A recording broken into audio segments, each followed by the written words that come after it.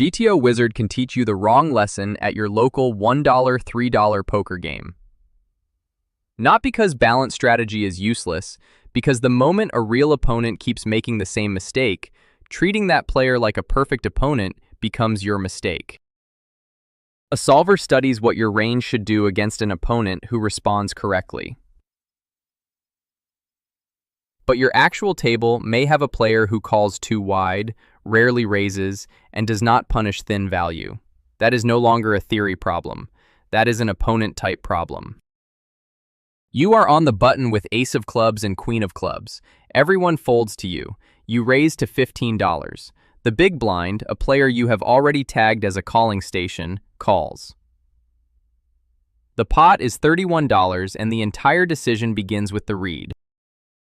The flop comes queen of hearts, 7 of clubs, and 4 of spades. The calling station checks. With top pair and top kicker, you bet $25 into 31. He calls. The pot is now $81. Like and subscribe for more opponent-type study spots. The turn is the 2 of diamonds. Nothing improves his obvious weak one-pair hands, and nothing changes the profile you already observed.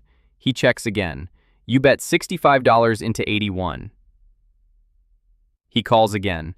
The pot is now $211. The river is the 9 of spades. He checks a third time. The player in front of you has called $15 before the flop, 25 on the flop, and 65 on the turn without showing aggression. You bet $140 into 211. He calls. Final pot. $491.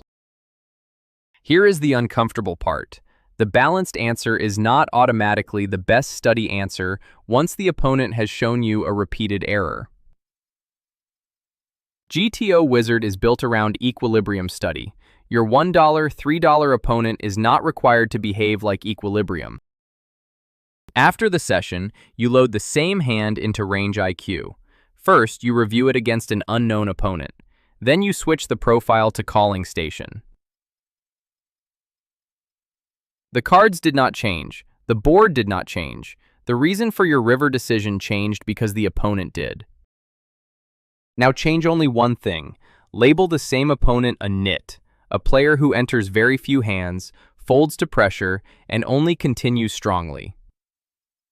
Suddenly, the automatic large river value line becomes a much weaker study assumption. Same cards, same board, different player, different decision. That is why blindly memorizing a solver answer can train the wrong instinct for live, low-stakes decisions.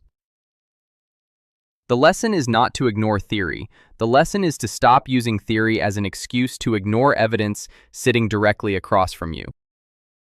In RangeIQ, the opponent type is not decoration. It is the point. A calling station who keeps paying attention with weak pairs demands a different review than a nit who arrives at the river with strength. Without that classification, your study becomes precise math applied to the wrong person. You just learned why a balanced baseline cannot replace a proven live read. But that creates the next leak. If you label the opponent incorrectly, even the perfect adjustment targets the wrong player. RangeIQ helps you test the profile before you trust the recommendation. And to fix that exact problem and protect your read, click on this video right here.